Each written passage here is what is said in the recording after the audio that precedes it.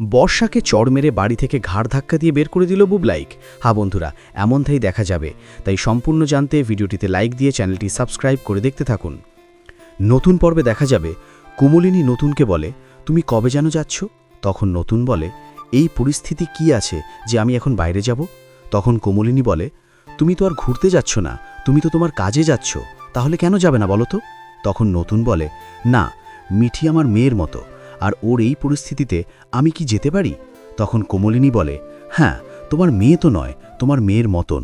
তখন নতুন বলে, প্লিজ কোমলিনী, তোমার কাছে হাত জোর করে বলছি, এই কথাগুলো না আর বলবে না। হ্যাঁ, ওকে আমি ছোটবেলা থেকে বড় করেছি, আর তুমি কি না আমাকে এসব কথাগুলো বলছো? তখন কোমলিনী বলে, আমি তো ওর মা, আমি সব সামলে নেব, তুমি চিন্তা করো না। তুমি এই জন্য নিজের কাজকে কেন ক্ষতি করবে বলো তো? কাজের ক্ষতি কোনোদিনও হতে দিয়েছি, আর তুমি আজকে কেনই বা কাজের ক্ষতি করবে? তখন নতুন বলে, না, আমি না নিজেকে ক্ষমা করতে পারছি না। আমার বারবার কেন যেন মনে হচ্ছে যে আমার জন্যই মিঠির এই অবস্থা। কারণ কিষাণু তো আমার ছাত্র, আর কিষাণুর সঙ্গে মিঠির পরিচয় তো হয়েছে আমার দ্বারা। তার জন্যেই না আমার নিজেকে খুব দোষী মনে হচ্ছে। তখন কোমলিনী বলে, তুমি এইসব কথাগুলো ভেবো না, সব ঠিক হয়ে যাবে, দেখবে সব ঠিক হয়ে যাবে। তারপরে সকাল হয়। ওদিকে মিঠি বলে, নতুন কাকু, আমি উকিলের কাছে যাব, আর যত তাড়াতাড়ি সম্ভব আমি কিষাণুকে ডিভোর্স দিয়ে মুক্তি দিতে চাই।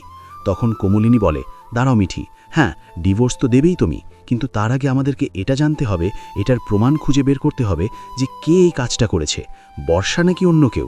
আমাদেরকে তো জানতেই হবে, প্রমাণ পেতে হবে। তখনই বুবলাইক বলে, হ্যাঁ মা, আমিও চাই যে এটা প্রমাণ হয়ে যাক যে আদৌ কি বর্ষাই কাজটা করেছে কিনা, নাকি অন্য কেউ করেছে। আমি চাই এটা খুঁজে বের করতে।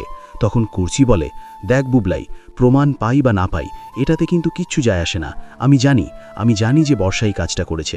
তখন বুবলাইক বলে, দেখো পিসিমণি, আমরা সবাই জানি, হয়তোবা আবার এটা তো নাও হতে পারে, তাই প্রমাণটা তো দরকার। তখনই লক্ষ্মীমণি বলে, আচ্ছা বৌমা, তোমরা যে সেদিন নতুনের ইনস্টিটিউটে অনুষ্ঠানে গিয়েছিলে, সেদিন না বর্ষা তোমার ঘরে গিয়েছিল? তখনই বড় ঠাম্মি বলে, হ্যাঁ, আমি তো এটা ভুলেই গিয়েছিলাম রে ছোট। হ্যাঁ বৌমা, তোমার ঘরে গিয়েছিল বর্ষা। আমি আর ছোট যখন তোমার ঘরে যাই, তখন গিয়ে দেখি তোমার আলমারিটা খোলা, কাগজপত্রগুলো ছড়ানো ছিটানো, বর্ষা সেখানে দাঁড়িয়ে আছে। তখন কোমলিনী বলে, কি বলছেন আপনি মাসিমা? তখনই বড় ঠাম্মি বলে, হ্যাঁ বৌমা, বর্ষার হাতে একটা কাগজও ছিল। তখন আমরা জিজ্ঞাসা করেছিলাম যে, বর্ষা, এটা কিসের কাগজ? তখন বর্ষা বলেছিল, এই যে মামুনি, আলমারি লাগাতে ভুলে গিয়েছিল, তাই এখানে কোন কাগজগুলো লাগবে কোনগুলো লাগবে না সেটাই দেখছিলাম, তার জন্য এই কাগজটা আমি নিয়ে যাচ্ছি ফেলে দেবার জন্য। এই বলে বর্ষা তাড়াতাড়ি করে কাগজটা নিয়ে বেরিয়ে এসেছিল তোমার ঘর থেকে। তখন বুবলাই এই কথা শুনে অবাক হয়ে যায় আর বলে, তোমরা ঠিক বলছো তো ঠাম্মি? তখন ঠাম্মি বলে, আমরা মিথ্যে কথা কেন বলবো বলো তো? আমাদের মিথ্যে কথা বলার কোনো কারণ কি রয়েছে? তখন কুর্চি বলে, কি বুবলাই, এরপরেও কি তোর কিছু জানার বাকি আছে? বল, এরপরেও কি তুই বলবি যে না, বর্ষাই কাজটা করেনি? তখন বুবলাইক বলে, না পিসিমণি, আমি তো একবারও বলিনি যে বর্ষাই কাজটা করেনি, কিন্তু আমার প্রমাণের দরকার ছিল। তখন বর্ষা বলে, আশ্চর্য তো, আমি মামুনির ঘরে গিয়েছিলাম, আর তাছাড়া সব কিছু ছড়ানো ছিটানো ছিল, সেই জন্যই আমি ওগুলো গোছাতে গিয়েছিলাম। আমি কি চুরি করতে গিয়েছি নাকি?